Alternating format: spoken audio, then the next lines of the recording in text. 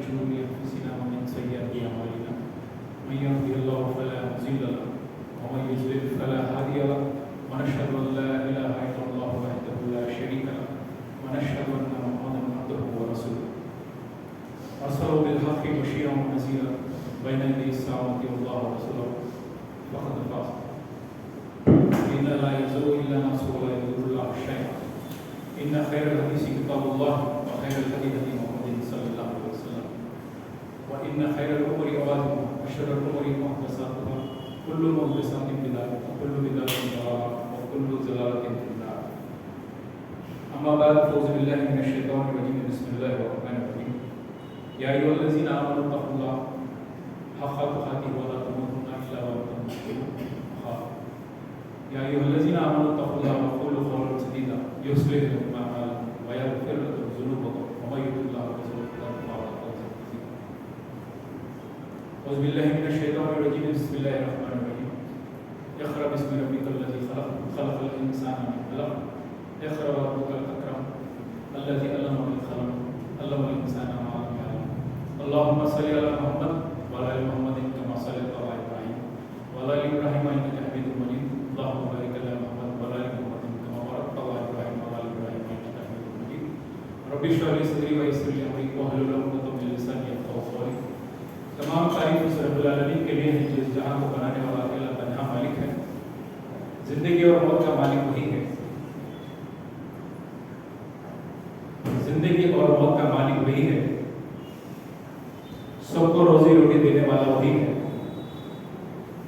ہر بیماری کو شفا دینے والا وہی ہے ہر ضرورت کو پوری کرنے والا وہی ہے ہر تکلیف کو پریشانی کو دور کرنے والا وہی ہے اسی طرح لاکھوں درود ہمارے نبی آخری نبی محمد مصطفیٰ صلی اللہ علیہ وسلم پر محترم حاضرین جمعہ خطبہ مصنون کے بعد آپ کے سامنے قرآن مجید کی 96 سورہ علق کی چند آیتیں آپ کے سامنے تلاوت کی گئی تو یہ آیت سورہ اقرا کی 5 آیتیں آپ کے سامنے تلاوت کی گئی ہے یہ محمد صلی اللہ علیہ وسلم پر پہلی وحی نازل ہوئی تھی تو اس وحی نازل ہونے سے آپ کو نبوت سے سرفراز کیا گیا تو اس مناسبت سے آج ہمارا عنوان ہوگا کہ حضور صلی اللہ علیہ وسلم کی نبوت سے 13 سال جو مکی زندگی آپ نے گزاری ہے اس کے تعلق سے مکی زندگی آپ کے سامنے عنوان پیش کرنے کی کوشش کروں گا اللہ تعالیٰ سے دعا ہے مجھے صحیح بات کہنے اور آپ کو صحیح بات سمجھنے اور عمل کرنے کی توفیق عطا فرمائے اور ساتھ ہی ساتھ یہ کہ آپ سے التجا ہے کہ جو مکی دور کی جو باتیں آپ کے سامنے بھی آئیں گی اس کے تعلق سے سوال جواب کا کوشچن ایک پیپر آپ کے باہر آپ کو ملے گا اگر چاہے تو آپ اسے لے کر اسے فل اپ بھی کر سکتے ہیں اور اپنا باکس میں ڈال سکتے ہیں تاکہ آپ کے نالج میں اضافہ ہو اور چاہے تو آپ اپنے گھر والوں کو دوست احباب کو بھی بتا سکیں تاکہ آپ کو فائدہ ہوا یا آپ غیر مسلم میں کسی میں بھی یہ بات اگر پیش کر سکتے ہیں کیونکہ آج ہمارا یہ سیرت کا مہینہ چل رہا ہے ہم جاننے کی زیادہ سے زیادہ کوشش کریں چھوٹا سا بھی اگر نالج کوئی اگر معلوم ہوا تو ہمیں غیر مسلم کو بھی بول سکتے ہیں یا کوئی کمزور ایمان والے ان کو بھی بول سکتے ہیں تو جاتے جاتے آپ پیپر بھی لے جا سکتے ہیں تو چلیے سب سے پہلے ہم جو حضور صلی اللہ علیہ وسلم پر پہلی وحی نازل ہوئی ہے وہاں سے آپ ہجرت کر مدینہ گئے یعنی ہجرت تک بات کریں گے ہجرت کا انشاءاللہ پھر کبھی موقع ملے تو بولا جائے گا ہجرت تک ہم انشاءاللہ آج بات کریں گے تو سب سے پہلے دیکھیے آپ صلی اللہ علیہ وسلم اکیلا محسوس کر 40 سال کی عمر میں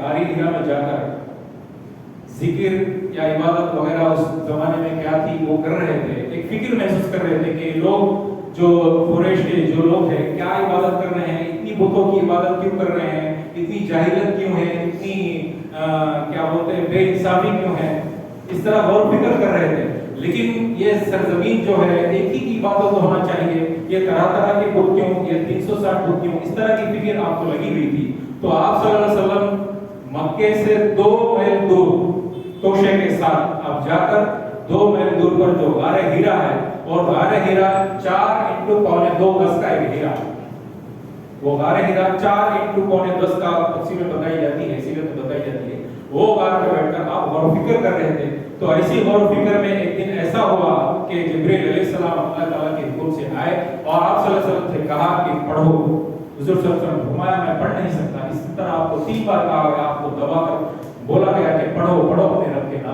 اس طرح جو میں نے آپ کے سامنے جو آیت تلاوت کی ہے وہی جو آیت ہے جو جبرائیل علیہ السلام حضور صلی اللہ علیہ وسلم کو پڑھائے. آپ گھبرا کر وہ موقع ہونے کے بعد اپنی بیوی کے پاس جاتے ہیں اور گھبرا کر کہتے ہیں مجھے کچھ اڑا دو, مجھے کچھ اڑا دو, مجھے ٹھنڈ محسوس ہو رہی ہے, مجھے خوف محسوس ہو رہا ہے, مجھے جان کا ڈر ہے. تو آپ صلی اللہ علیہ وسلم کی بیوی حضرت خدیجہ رضی اللہ تعالیٰ نے تسلی دیتے ہوئے کہا کہ آپ کو اللہ ضائع نہیں کرے گا, کیونکہ آپ ایسے شخص ہیں جو کسی مجبور کو آپ سہارا دیتے ہیں, جو کوئی ضرورت مند کو آپ ضرورت پوری کرتے ہیں, جو کما نہیں سکتا آپ کما کر اسے دیتے ہیں. آپ خیر خواہ ہیں, آپ اچھے اخلاق والے ہیں. اسی طرح اپنی جو خدیجہ رضی اللہ عنہا جو آپ کی بیوی تھی آپ صلی اللہ علیہ وسلم کو تسلی دیتی. اس سے ہمیں کیا معلوم ہوتا ہے, اگر ہمارے معاشرے میں ہم بھی کوئی کاروبار میں کیا کوئی اور مسئلے میں کچھ جھنجھوڑ میں ہم پھنس گئے ہیں, ہمیں تکلیفیں محسوس ہوتی ہے, تو گھر آنے کے بعد ہمارے بیویوں کا بھی ایسا ہی معاملہ ہو گیا, ہمیں تسلی. تو تسلی دینے سے کیا ہوتا ہے, ایک طرف کا ایک وٹامن ہمیں مل جاتا ہے, تو ہمیں وہ سارے غم بھول جاتے ہیں. اسی طرح حضور صلی اللہ علیہ وسلم کی بیوی حضرت خدیجہ رضی اللہ عنہا آپ کو تسلی دیتی ہے, کیونکہ آپ اخلاق کے معیار پر ہیں. حضور صلی اللہ علیہ وسلم سے زیادہ اخلاق والے کوئی نہیں ہے. ایک پیک لیول تک آپ صلی اللہ علیہ وسلم کا اخلاق, اب وہ پیک لیول کے اوپر کسی کا بھی اخلاق نہیں جا سکتا. قیامت تک آنے والے انسان کا بھی کسی کا اخلاق بھی اس سے اوپر نہیں جا سکتا. یہ قرآن ہمیں گواہی دیتا ہے. اور اسی طرح 40 سال کی عمر پیغمبر کی عمر ہے, بول کر سیرت میں بات بتائی جاتی ہے. تو 40 سال کی عمر میں کیا ہے, انسان کو ایک اچھا ہوش, اچھا عقل آ جاتی ہے. آج بھی ہمیں کوئی اگر 40 سال کی عمر آتی ہے تو ہمیں یہ محسوس کرنا چاہیے کہ میں اب جو بھی کروں بس اسی پر قائم رہو, پھر یہاں ٹرائل مارنا, پھر یہاں کچھ اور کوشش کرنا, اس طرح کے کام نہیں کرنا چاہیے. آپ جو بھی کماتے ہیں, جو کہ آپ کی روزی روٹی ہے, 40 سال کے بعد آپ یا تو دین میں بھی وقت لگانے کی کوشش کرنا اور معاشی حالت میں بھی ایک ہی پیمانے پر روکنے کی کوشش کرنا. تو یہ 40 سال کی عمر ایسی ہے کہ سیرت میں بتائی جاتی ہے, پیغمبر کی عمر ہے بول کر بات بتائی جاتی ہے. تو اسی طرح دعوت کا مرحلہ, اب حضور صلی اللہ علیہ وسلم کو نبوت بنانے کے بعد یہ معاملہ پیش آیا کہ آپ لوگوں میں دعوت دو. آپ صلی اللہ علیہ وسلم کی فکر یہ تھی کہ یہ دنیا, یہ زمین ہے جو اللہ کی زمین ہے, اس اللہ کی زمین میں اللہ کا قانون چلنا. اگر کسی کی بڑائی ہونا ہے تو اللہ کی بڑائی ہونا, کسی اور کی بڑائی کیوں ہونا. 360 زمانے میں بت تھے مکے میں, تو ان کی بڑائی کیوں ہونا, ان کی عبادتیں کیوں ہونا, ان کے آگے سجدہ کیوں ہونا. اس طرح کی حضور صلی اللہ علیہ وسلم کی فکر تھی, اور یہی دعوت حضور صلی اللہ علیہ وسلم لے کر نکلے اور دعوت دی. دعوت کے 4 مرحلے. ایک مرحلہ وہ ہے ایک خفیہ دعوت, سیکریٹ دعوت, اور یہ سیکریٹ دعوت 3 سال چلتی ہے. 3 سال, اور یہ 3 سال سیکریٹ دعوت, خفیہ دعوت کس پر چلتی ہے, سب سے پہلے اپنے گھر والوں, اس کے بعد قریب رشتہ دار یا کوئی دوست احباب. اسی طرح ہمیں بھی کچھ علم ہے, ہمیں بھی کچھ معاملہ کرنا ہے, تو پہلے ہم اپنے رشتہ داروں میں کرنے کی کوشش کرنا چاہیے. تو یہ سیکریٹ دعوت چلتی ہے. تو اس سے سیکریٹ دعوت میں 3 سال کی دعوت میں آپ صلی اللہ علیہ وسلم پر ایمان لانے والے, اللہ پر ایک واحد کی گواہی دینے والے ابوبکر صدیق رضی اللہ تعالیٰ, عثمان بن عفان رضی اللہ تعالیٰ, عبد الرحمن بن عوف رضی اللہ تعالیٰ, زید بن حارث رضی اللہ تعالیٰ, علی بن ابی طالب رضی اللہ تعالیٰ, اور آپ کی بیوی سب سے پہلے خدیجہ رضی اللہ تعالیٰ, اور اس کے بعد ان کی بیٹیاں بھی ایمان لے کر بات کرتے ہیں. تو یہ 3 سال 4 مرحلوں میں پہلے یہ 3 سال خفیہ سیکریٹ دعوت تھی. اس کے بعد دوسرا مرحلہ ایسا ہوا کہ اعلانیہ دعوت, یعنی کھلے عام دعوت, لیکن صرف زبان سے.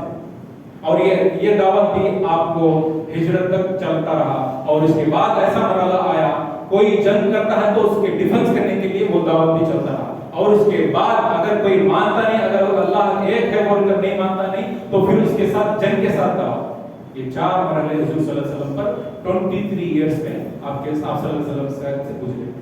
تو ہمیں یہ یاد رکھنا چاہیے کہ دعوت کے مرحلے یہ 4 مرحلے ہیں. اگر ہمیں بھی آج ہم کوئی سوسائٹی سے یا کوئی جماعت سے اگر جڑتے ہیں تو ہمیں جماعت سے جڑ کر دعوت کا کتنے مرحلے ہمیں رکھنا چاہیے, اور کس پہلو پہ ہمیں آگے جا کر لوگوں کو دعوت دینے کی کوشش کرنے کی ضرورت.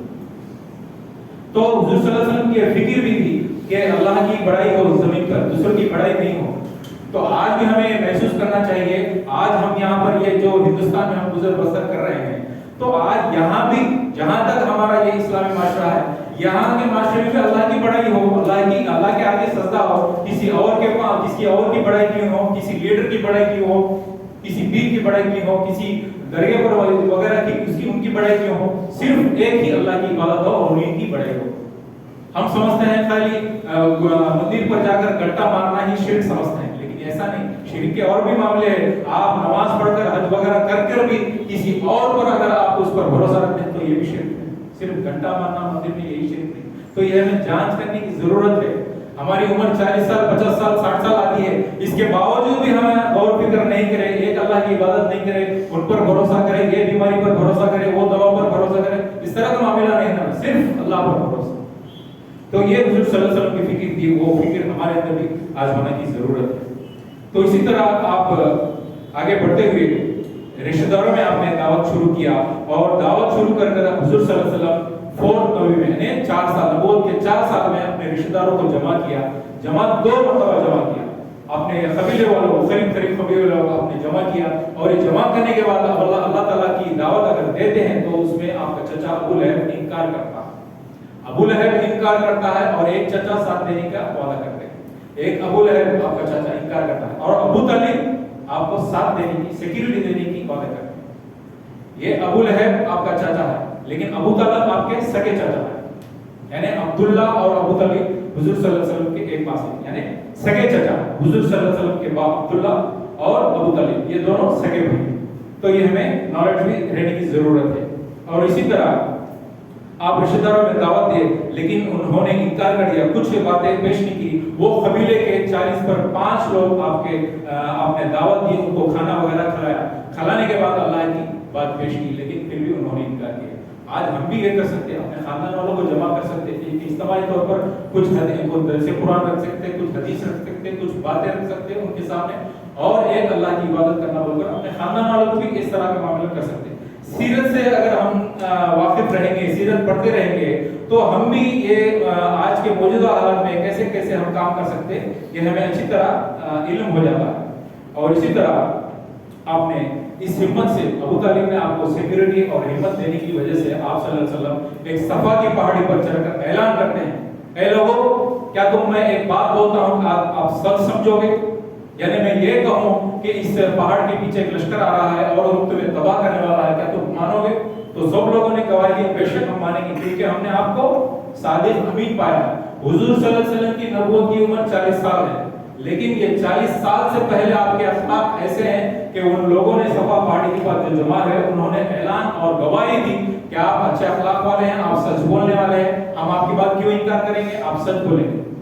इसी तरह मैं कहता हूं कि तुम्हें एक दिन ऐसा आने वाला है, ऐसा अजाब आने वाला है, ऐसा लश्कर आ रहा है कि तुम एक अल्लाह की तरफ पलट जाओ, दूसरों की इबादत करना, बड़ाई करना छोड़ दो।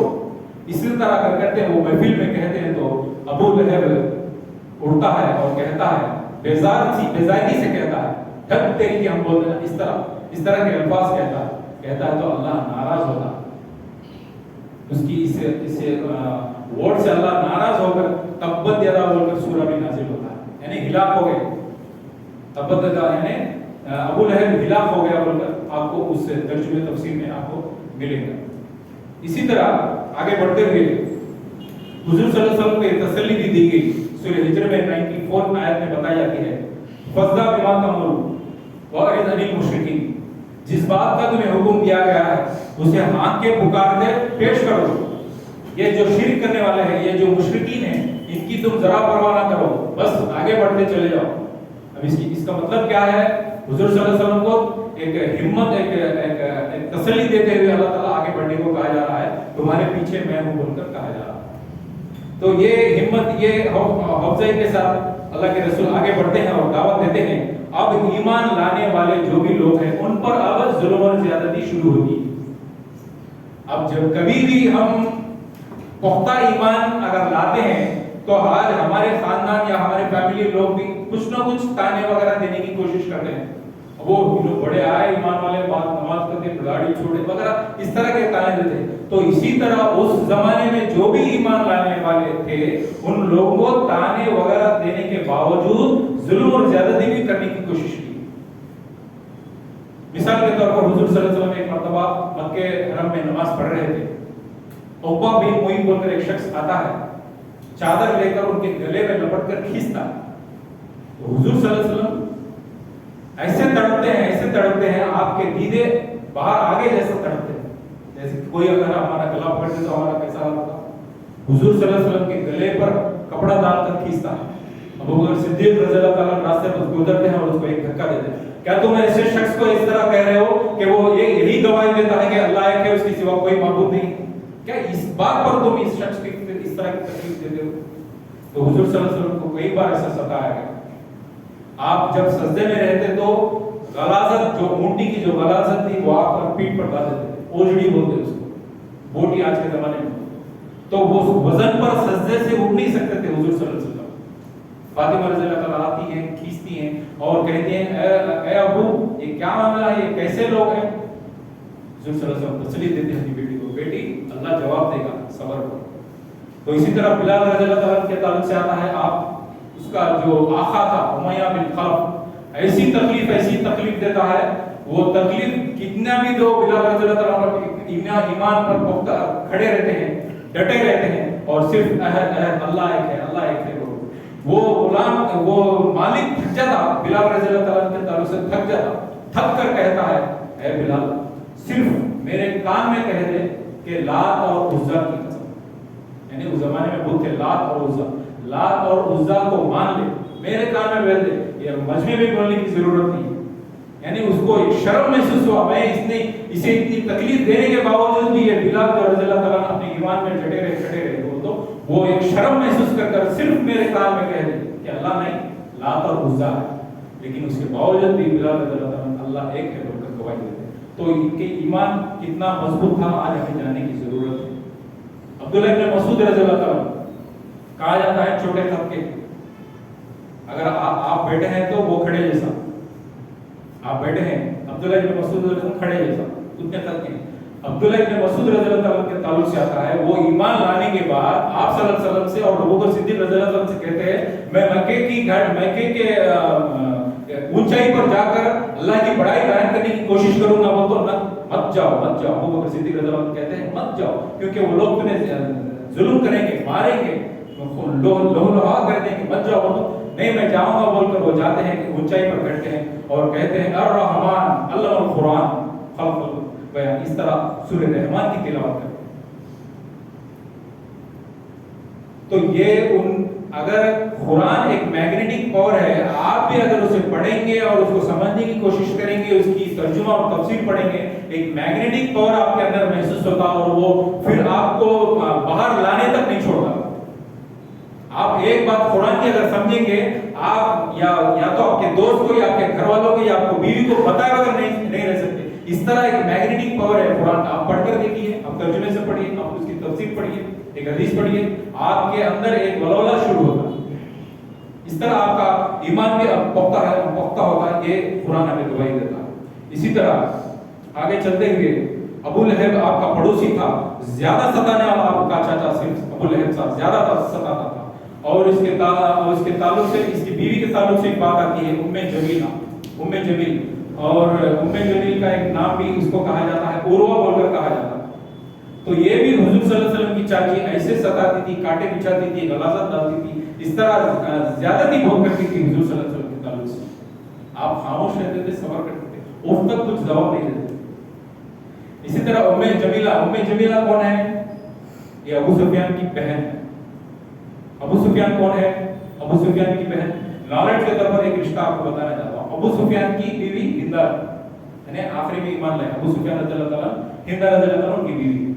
और इनके बेटे कौन है? मुआविया रज़ियल्लाहु ताला। और मुआविया रज़ियल्लाहु ताला कौन है? हुजूर सल्लल्लाहु अलैहि वसल्लम के साले साहब। अबू सुफियान की बेटी हबीबा है, उनसे आप सल्लल्लाहु अलैहि वसल्लम ने निकाह किया। तो ये ऐसे रिश्ते हैं। तो इसके बावजूद भी चाची होने के नाते उम्मे जमीला ऐसे सताती थी, हुजूर सल्लल्लाहु अलैहि वसल्लम कुछ भी जवाब नहीं देते, बस सब्र करते थे।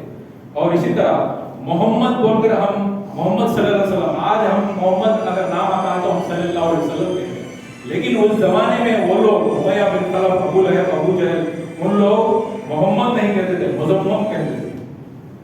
मोहम्मद की मानी क्या है? मोहम्मद की मानी है जिसकी तारीफ हो, और मुज़म्मम की मानी क्या है? जिसकी बुराई हो। तो ये लोग मोहम्मद एक ऐसा नाम है, उनके दादा जो अब्दुल मुत्तलिब है, पैदा होने के बाद आमीना जब ये लाकर पोते को अब्दुल मुत्तलिब के हाथ में रखती है, वो हरम में काबतुल्लाह की तरफ जाकर نام ایسا رکھتے ہیں ایک یونیک نام. اس زمانے میں محمد کسی کے پاس نہیں تھا وہ نام, ایک یونیک نام, دور دور تک قبیلے میں, دور دور تک عرب میں وہ نام نہیں تھا. ایسا نام عبد المطلب کے دادا محمد رکھے. تو یہ لوگ قریش کے لوگ محمد کو مذمم کر کے گئے. تو ایسی زیادتی حضور صلی اللہ علیہ وسلم سے ہوتی ہے, پھر بھی آپ ایمان پر ڈٹے رہتے ہیں, اللہ کی دعوت دینے کی کوشش کرتے ہیں. اسی طرح یہ معاملہ بڑھ جانے کے بعد اب قریش کے لوگوں کو ایسا غصہ آنے لگا کہ ہم کیا کر سکتے ہیں, کیا کر سکتے ہیں. حج کا زمانہ ہے, حج کا زمانے میں کیا ہوتا, آس-پاس قبیلے سے لوگ آنا شروع کرتے. تو حضور صلی اللہ علیہ وسلم انہیں دعوت دینے کی کوشش کرتے. ولید نام کا ایک شخص ہے, وہ کہتا ہے جادوگر بول کر پروپیگنڈا کر دو بول کر کہتا ہے, یعنی یہ کہہ دو کہ اگر تم محمد صلی اللہ علیہ وسلم کی بات مانو گے تو بیٹے بھائی بھائی میں جدا ہو جاؤ گے, ماں بیٹے سے جدا ہو جائے گا, شوہر بیوی سے جدا ہو جائے گا. اس طرح کا جادو محمد صلی اللہ علیہ وسلم کے پاس ہے, ان کی بات کوئی مت سنو بول کر کے پروپیگنڈا آج کے زمانے میں آستی بھی پھیلا دی جائے. لیکن انسان کی ایک فطرت ہے, جو کام مت کرو بول کو, یہ کام کرنے سے کیا ہوتا ہے ایک بار دیکھیں گے بول کر, اس طرح وہ آ کر سوال جواب کرتے ہیں. حضور صلی اللہ علیہ وسلم کی بات آ کر بولتے ہیں, یہ لوگ اس طرح پروپیگنڈا کر رہے ہیں آپ جادو ہے, آپ کی بات سنیں تو کچھ جادو ہوتا ہے, کچھ آپ بول کے دیکھیے کیا جادو ہے, آپ بات دیکھیں گے. لیکن حضور صلی اللہ علیہ وسلم قرآن پیش کرتے ہیں, اللہ کی ایک دعوت پیش کرتے ہیں. تو وہ لوگ وہ بات سن کر یہ جادو کیوں ہو سکتا, یہ شاعر کی بات نہیں ہے, یہ جادو نہیں ہو سکتا, یہ ایک اللہ کا کلام ہے, اسی پر ہم ایمان لاتے ہیں. اس طرح آج کے زمانے میں جو بھی قبیلے لوگ آتے ہیں دھیرے دھیرے ایمان لانا شروع کرتے. اس طرح ایمان لانے والوں کی تعداد دھیرے دھیرے بڑھ جاتی ہے. اور پانچ نبی میں آپ صلی اللہ علیہ وسلم پر ہجرت حبشہ ہوئی, ظلم زیادتی ہونے کی وجہ سے حضور صلی اللہ علیہ وسلم نے کہا اب یہاں پر ظلم اور زیادتی آپ برداشت کرنے کے بجائے ایک کام کرو, یہاں سے کچھ دور حبشہ ہے وہاں پر ہجرت کرو. 12 مرد اور 4 عورتیں ہجرت کرتی ہیں, یعنی عثمان رضی اللہ تعالیٰ, ان کی بیوی رقیہ رضی اللہ تعالیٰ اور بھی کچھ صحابہ تھے, وہ یہاں سے حبشہ چلے جاتے ہیں اور ہجرت کرتے ہیں. اسی طرح دوسری ہجرت بھی ہجرت حبشہ ہوئی. حبشہ کا جو بادشاہ تھا نجاشی تھا, اور نجاشی کے پاس قریش کے لوگ نے کچھ سفیر کو بھیجے کہ جا کر نجاشی سے کہہ دو کہ ہمارے مکے سے کچھ لوگ آئے ہیں, آپ کو وہاں وہ یہاں سے کچھ غلط کر وہاں پر آئے ہیں, یہ نجاشی کہہ دو کہ وہ لوگوں کو واپس مکہ بھیج دے. تو یہ لوگ وہاں پر جا کر کچھ پیش کرے تو بھی نجاشی جو صحابہ ہجرت کر آئے تھے ان کی بات سننا چاہتا تھا.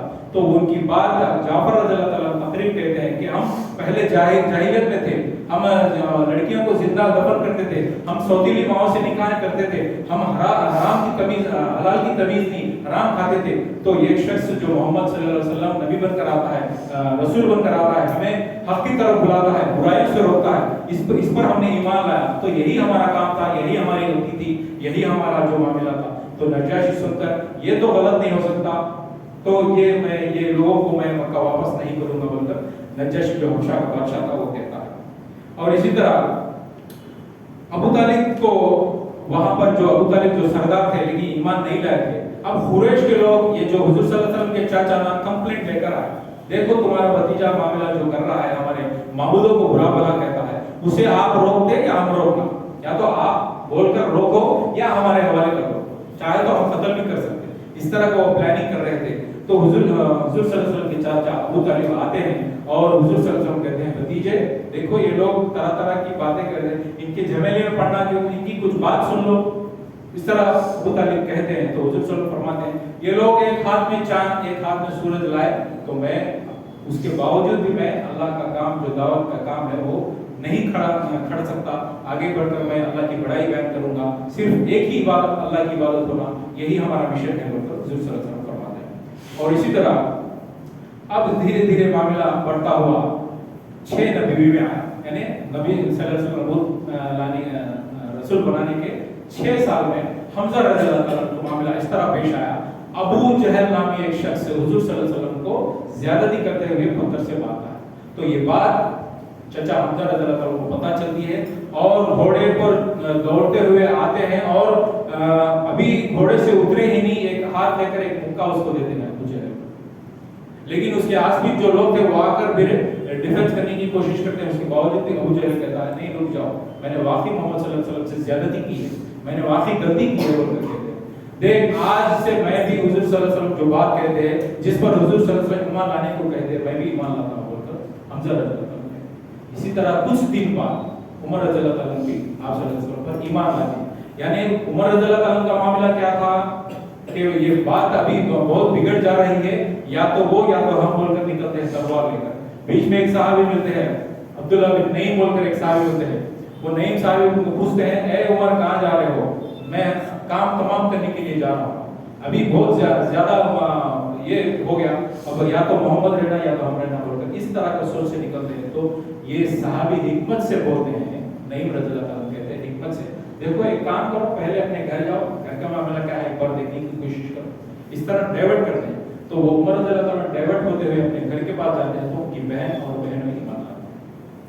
آخر یہ لوگ ان کے اس کے باوجود بھی اپنے بہن کو ماننے کی کوشش کرتے ہیں. تو بہن کے چہرے پر خون دیکھ کر عمر رضی اللہ عنہ کا دل کمزور ہوتا ہے. پوچھتے ہیں واقعی تم اتنا برداشت کر رہے ہو، اتنا ظلم سہتے ہو، وہ کون سا کلام ہے لاؤ میں دیکھنا چاہتا ہوں.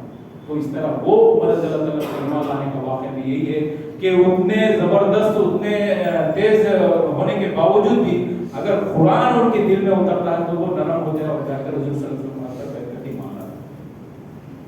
تو یہ کلام ایسا ہے، ہمیں کبھی بھی اسے نہیں چھوڑنا چاہیے. ہمیشہ ہم اپنے گھروں میں، اپنے دکانوں میں اس پر پڑھ کر، اس پر غور و فکر کر اس پر اپنے مطابق زندگی بسر کرنے کی ضرورت ہے. اسی طرح آگے چلتے ہوئے آپ اور یہ مشرقی جو مکے کے لوگ ہیں آپ کو بیکٹ کرنے کی کوشش کی، یعنی جلا وطن یہاں سے نکال کر باہر شبہ طالب بول کر ایک پہاڑی تھی، وہاں پر یہ بیکٹ مشرقین حضور صلی اللہ علیہ وسلم اور ان کے خاندان والوں کو بیکٹ کرنے کی کوشش کی. تو یہ 3 سال وہ بیکٹ ہوئی. اس کے بعد ایک عہد نامہ لکھا گیا بیکٹ سے پہلے کہ ان سے کوئی بزنس نہیں کرے گا، ان سے کوئی لین دین نہیں کرے گا، ان سے کوئی شادی نہیں کرے گا، ان سے اگر کوئی عہد بھی پیمانہ بھی نہیں کرے گا. یہ ٹوٹلی بیکٹ اس زمانے میں حضور صلی اللہ علیہ وسلم کے خاندان کے تعلق سے بات آتی ہے کہ بیکٹ مشرکین لوگ، قریش کے لوگ بیکٹ کر دی. لیکن وہ عہد نامہ جو مکے کے دیوار پر لٹکایا جاتا ہے، تو 3 سال کے بعد اللہ کے حکم سے اس عہد نامے کو ایک دیمک جو کیڑا رہتا وہ یہاں کھا جاتا. حضور صلی اللہ علیہ وسلم کو اللہ تعالیٰ کی غیب سے علم ہوتا ہے اور حضور صلی اللہ علیہ وسلم اپنے چچا ابو طالب سے کہتے ہیں جاؤ چچا دیکھو وہ عہد نامہ جو مکے کے دیوار پر لٹکا ہے اسے دیمک نے کھا گیا. اور وہ دیمک میں جو عہد نامہ تھا وہ پورا کھا کر صرف بسم اللہ کا نام باقی ہے. تو یہ جا کر ابو طالب اپنے وہ جو عہد نامہ لکھے تھے وہ قریش کے سردار کے پاس جاتے ہیں، بات کہتے ہیں دیکھو اگر سچ ہے تو تم ہمیں یہاں پر پھر رہائی کر دینا.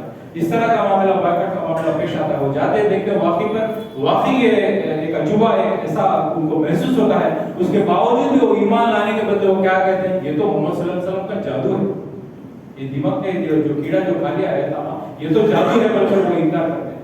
یعنی ہٹ درمی اتنی ہو گئی کہ ان کے دل میں جس طرح کے پہلو سے بھی ایمان پیش کرنے کی کوشش کی تو وہ کوئی نہ کوئی ایک چوری راستہ نکال کر باہر نکلنے کی کوشش کرے. تو اسی طرح بات آگے چلتے ہوئے 10 نبوی میں آپ صلی اللہ علیہ وسلم آپ کے چچا ابو طالب کا انتقال ہوتا ہے اور آپ کی بیوی حضرت خدیجہ رضی اللہ عنہ کا انتقال ہوتا ہے. اور اس کے بعد آپ کا نکاح سودا رضی اللہ عنہ کے تعلق سے آتا ہے کہ ان سے آپ کا نکاح ہوتا ہے. حضور صلی اللہ علیہ وسلم کا نکاح 25 سال میں ہوا. خدیجہ رضی اللہ عنہ کی عمر 40 سال تھی. لیکن خدیجہ رضی اللہ عنہ جب تک وفات نہیں پائے تب تک آپ نے کسی سے نکاح نہیں کیا، اور کسی سے اگر نکاح بھی کیا، سودا رضی اللہ عنہ سے نکاح کیا تو وہ بھی ایک بیوہ تھی. صرف ایک کماری جو لڑکی تھی عائشہ رضی اللہ عنہ، ان کا نکاح آپ سے 11 نبوت کی 11 سال میں ہوا. تو ہمیں یہ جاننے کی بھی ضرورت ہے. غیر مسلم ہمیں تانے دیتے ہیں کہ تم 4 شادیاں کر سکتے ہو، 5 شادیاں کر سکتے ہو، تمہارے حضور نے اتنی شادیاں کر دی. لیکن ہمیں یہ ان کو بتانے کے طور پر ہمارے اندر یہ علم بھی ہونا ہے کہ حضور صلی اللہ علیہ وسلم نے صرف ایک کماری سے شادی کی ہے، باقی حضور صلی اللہ علیہ وسلم کے جو بھی بیویاں وہ بیوہ تھے، کمزور تھے، یعنی ان کو سہارا دینے کی نیت سے کہہ رہے تھے. یہ ہمیں غیر مسلم کو دعوت دینے کی ضرورت ہے. اور اسی طرح چند ایک 5 منٹ میں اپنے بات ختم کرنے کی کوشش کروں گا. تو اس کے بعد طائف کا سفر ہوتا ہے. 60 میل کی دور پر آپ صلی اللہ علیہ وسلم جاتے ہیں. طائف کے سرداروں سے سخیف جو قبیلہ تھا ان کے سرداروں سے ملتے ہیں، دعوت پیش کرتے ہیں. لیکن اس کے باوجود بھی آپ صلی اللہ علیہ وسلم کی دعوت انکار کرتے ہیں. انکار کرنے کے باوجود وہ لوگ ایسا ظلم کرتے ہیں کہ گلیوں کے جو بدماش بچے تھے ان کو پتھر دے کر ان کو مارنے کو کہتے ہیں. حضور صلی اللہ علیہ وسلم کا معاملہ ایسا ہوا जब कभी भी कदम ऐसा रखते हैं तो वहां पर पत्थर मारते हैं, दूसरा कदम रखते हैं तो पत्थर मारते हैं। तो ये पत्थर मारते मारते हुजूर सल्लल्लाहु अलैहि वसल्लम के जूते जो थे वो खून लोग लगा रहे, आपके सर से खून वगैरह वगैरह, इस तरह का मामला ताइफ का पेश आया। आयशा रज़ियल्लाहु अन्हा पूछती हैं कि आपका सख्त दिन कौन सा था? तो हुजूर सल्लल्लाहु अलैहि वसल्लम फरमाते हैं मुझे बहुत सख्त जो तकलीफ हुई वो ताइफ का था, उनका हुजूर सल्लल्लाहु अलैहि वसल्लम फरमाते हैं। तो ये पनाह लेते हुए आगे वहां से 3 मील दूर पर आते हैं, एक बाग में ठहर कर पनाह लेते हैं। तो वहां पर बाग का मालिक का एक जो गुलाम था उसका नाम उदास था, वो आकर आपको अंगूर कुछ मिठाई पेश करता है। तो वो खाते हुए बिस्मिल्लाह कहते हैं हुजूर सल्लल्लाहु अलैहि वसल्लम, और बिस्मिल्लाह कहते हुए खाते हैं। तो वो जो उदास जो गुलाम था, जो बाप का जो मालिक का जो गुलाम था, वो एक हैरत महसूस किया, आपने जो खाते हुए बिस्मिल्लाह के ये क्या बात है, मैंने कभी नहीं सुनी। तुम कौन हो? मैं ईसाई। हुजूर सल्लल्लाहु अलैहि वसल्लम फरमाते हैं कि तुम कौन से कबीले वाले हो? मैं फलां फलां कबीले वाला हूं, मैं अल्लाह का रसूल हूं, नबी बनाकर भेजा गया हूं। तुम जो ईसाई हो, तुम्हारी किताब में मेरे ताल्लुक से कुछ बातें हैं, तुम्हें मालूम है क्या? तो हाँ वाकई मुझे मालूम है। वो भी वो किताब पढ़ने वाला था और उसको महसूस हुआ कि ये वाकई हुजूर सल्लल्लाहु अलैहि वसल्लम अल्लाह के रसूल हैं, नबी हैं बोलकर कहते हैं, और जाकर अपने मालिक से कहते हैं ये मामूली शख्स नहीं है, ये हुजूर सल्लल्लाहु अलैहि वसल्लम नबी बनाकर इस जमाने में इस दुनिया में भेजे गए हैं, हम इनकी इत्तिबा करना है और हमें इन पर ईमान लाना है। तो ये उदा जो ईसाई गुलाम था वो भी ये बात कहने की कोशिश कर रहा था, उसके बावजूद भी वो लोग ईमान नहीं लाए और हुजूर सल्लल्लाहु अलैहि वसल्लम वहां से निकलते हुए फिर आगे आते हैं। उसके बाद एक वादी जो है थी, वादी का नाम नखला बोलकर कहा जाता है, वहां पर कुछ दिन वहां पर आराम करते हुजूर सल्लल्लाहु अलैहि वसल्लम। अब एक मर्तबा एक रात में हुजूर सल्लल्लाहु अलैहि वसल्लम नमाज पढ़ रहे थे, खिरात कर रहे थे, कुरान की आयतें कुछ पढ़ रहे थे, तो वहां से जिन्नों की जमात जा रही थी। उन्होंने महसूस किया ये कोई अजीब सा कलाम हमने सुना है बोलकर खड़ दिए हैं, और वो कलाम हुजूर सल्लल्लाहु अलैहि वसल्लम जो पढ़ते थे वो कुरान सुनते हैं, और वो सुनकर वहां पर वो ईमान लाकर फिर उनको जिन की जमात जो अपने कबीले में जाकर उनको भी वो दावत देती है। आप यहाँ पर थोड़ा ठहर कर सोचने की कोशिश कीजिए, हुजूर सल्लल्लाहु अलैहि वसल्लम जो तिलावत कर रहे थे ये ज़बान वो जिन जानती थी, जिन्नों की जमात जानती थी, उन्होंने सुनकर ये अल्लाह का कलाम माना, ईमान लाया और उसके बाद वहां पर जाकर उनके कबीलों में दावत दी। तो आज हम भी कुरान कितनी बार सुनते हैं, पढ़ते हैं, समझते हैं, उसके बावजूद भी हम अपने कबीलों में, अपने खानदानों में, अपने माशरों में, अपने बिजनेस के कोलिग्स में बात दावत रखने की कोशिश करते हैं नहीं करते हैं, इसकी हमें जांच करने की जरूरत है। और इसी तरह आपको दावत का काम ऐसा ही चलता रहा। उसके बाद आपको मेराज का मामला पेश आया। मेराज के मामले में आपको एक 2 गिफ्ट दिए गए अल्लाह के रसूल सल्लल्लाहु अलैहि वसल्लम को। एक गिफ्ट 5 वक्त की नमाज थी और एक गिफ्ट है ना सूरह बकरा की आखिरी में 285 और 286 आयत आप सल्लल्लाहु अलैहि वसल्लम को अल्लाह ताला ने गिफ्ट के तौर पर दिया है। वही आज हम 5 वक्त की नमाज आज जो हम अदा कर रहे हैं वही हमारे लिए गिफ्ट थी, मेराज के मौके पर हुजूर सल्लल्लाहु अलैहि वसल्लम को दिया गया। तो इसके बाद आपको अंसार के लोग, मदीने के लोग आकर धीरे धीरे बैत करते हैं और वादा करते हैं कि आप मदीने आ जाइए, हम आपको खूब 100% आपको हम साथ देंगे, हम मिलजुल कर हम दावत का काम करेंगे और ये जमीन पर खुदा की बड़ाई हो, खुदा की इबादत हो बोलकर वो अंसार लोग वादा करते हैं। तो इसी तरह वहाँ से हिजरत का मामला पेश आता है। तो कहने का मतलब ये है कि ये जो मक्की जो दौर की जो जिंदगी है, 13 साल की जिंदगी है, तो ये 13 साल की जिंदगी और बाकी के 10 साल की मदीने की जो जिंदगी है, इस पर हमें गौर फिक्र करने की कोशिश कीजिए, सीरत पढ़ने की कोशिश कीजिए, और हम जिसके मुताबिक अगर कोई रास्ते पर अगर किसी के आइडियल लेकर हमें अगर कोई जिंदगी बसर करना है तो सिर्फ मोहम्मद सल्लल्लाहु अलैहि वसल्लम की आइडियल ही हमारे लिए नमूना है। इसके अलावा कोई और हमारे लिए आइडियल नहीं है, ना वेस्टर्न कल्चर हमारे लिए नहीं है, ना नॉर्थ साइड जो भी हम करता है वो हमारे लिए नमूना नहीं है। हमारे लिए सिर्फ नमूना है हुजूर सल्लल्लाहु अलैहि वसल्लम, उसके बाद और कोई भी नमूना हमारे लिए नहीं है। ये चंद बातें थी आपके सामने। अल्लाह ताला से दुआ है इन बातों को सुनने से ज़्यादा समझने की तौफीक अता फरमाए। बारकाल्लाहु लना व लकुम फिल कुरानिल अज़ीम व नफ़अना व इय्याकुम बिज़िक्रिल हकीम इन्नहु ताला जवादुन करीम मलिकुन व रऊफ़ुर रहीम।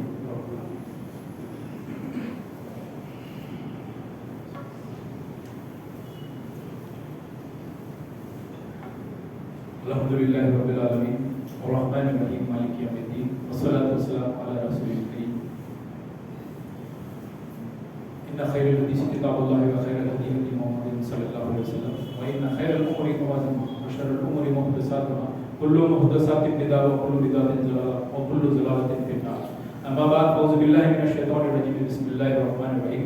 इन्नल्लाह व मलाइकतहु युसल्लूना अलन नबी या अय्युहल्लज़ीना आमनू सल्लु अलैहि व सल्लिमू तस्लीमा।